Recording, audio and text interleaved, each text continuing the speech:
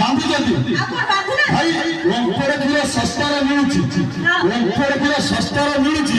ଏପଟେ ଗାଈକୁ କିଏ ପଚାରୁଛି ଓମ୍ଫେଡ କ୍ଷୀରଟା ଗାଈ ରଖିଲେ ସିନା ହବ ତ ଖାଲି ଗାଈ ଓମ୍ଫେଡ କ୍ଷୀର ଆଉ କଣ ମଇଁଷି ହବ ନାଇଁ ମଇଁଷି ବି ବାନ୍ଧିଲେ ହବ ନା ବାନ୍ଧି ମତେ ବଜାରରେ ମିଳୁଛି ଓମ୍ଫେଡ କ୍ଷୀର ସେଇଥିପାଇଁ କଥାରେ ଅଛି କଣ ଅଛି କଣ ଜାଣିଛ କାକୁଡି ଭାବି ମଞ୍ଚ ବୁଣିଥିଲି ରଞ୍ଜା ଦେଲି ସାହାରା ସତରେ କାକୁଡି ଭାବି ମଞ୍ଚ ବୁଣିଥିଲି ରଞ୍ଜା ଦେଲି ସାହାରା ଭାଉଜ କିଛି ଦିନ ପରେ ତାହାକୁ ଦେଖିଲି ନିପଟ ପିତା ତରଡ଼ା ଭାଇ ଆମେ ପିତା ତରଡ଼ା ସତ କହିଲେ ଯୋତେ ପିତା ତରଡ଼ା ଆମେ ଟୋକା ମାନେ କଣ ଏତେ ଯୋଉ ନା ଆଇଲାଣି ମ୍ୟାଡାମ ଟିକେ ଶୁଣିଲେ କଣ ଭାଇ ସବୁ କରିବ ଏଭଳି ଗରି ଝିଅକୁ ଜମା ବିଶ୍ୱାସ କରିବନି କାହିଁକି ଜାଣିଛ ଇଏ ଯେତେ ଗରି ସେତେ ଷ୍ଟୋରି ଇଏ ନୁହନ୍ତି କାହାରି ଇଏ ଯେତେ ଗରି ସେତେ ଷ୍ଟୋରି ଇଏ ନୁହନ୍ତି କାହାରି ମୋବାଇଲ ଫୋନ ହାତରେ ଧରି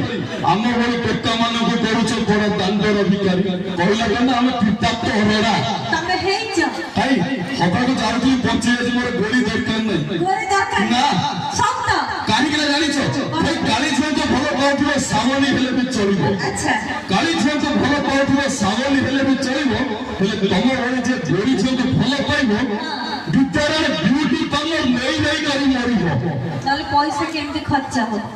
କଣ ଆମେ କାଳିଆ ଦେଲେ ପଇସା ବାହାର କରି ଖର୍ଚ୍ଚ କରିବ କଥା ଛାଡ ଗୋଟେ କଥା ପଚାରିବି କୁହ 10ଟା ପଚାରୁନ ତମେ ବାହା ହେଇଛ ଭାଇ ଲାଗୁଛି ବାହା ହେଲା ଭଳିଆ ମନା କଲେନି ଲାଗୁନି ମନା କଲେନି ଆଉ ଆପଣ ମାନେ ସବୁ ବାହା ହେଇଛନ୍ତି କି ନାଇଁ କେହି ହେଇନାହାନ୍ତି ଅପେକ୍ଷା କରିଛନ୍ତି ତମକୁ ହେଇନାହାନ୍ତି ଭାଗ୍ୟ ତମର ସବୁ ଖରାପ ଆଉ ମିଳିବେନି ଭାଇ ବ୍ୟସ୍ତ ହବ ମିଳିବେ ମିଳିବେ ମନେ ମନେ ପ୍ଲାଷ୍ଟିକ କଭର ଉପରେ ବନେଇ କହୁଛ ମିଳିବେ ଜମା ମିଳିବେନି ସେଇଥିପାଇଁ କଥାରେ ଅଛି କଣ ଅଛି ନିଜ ସ୍ତ୍ରୀ ଯେତେ ସୁନ୍ଦରୀ ହେଲେ ବି ସେ ନିଜକୁ ଲଗାଇ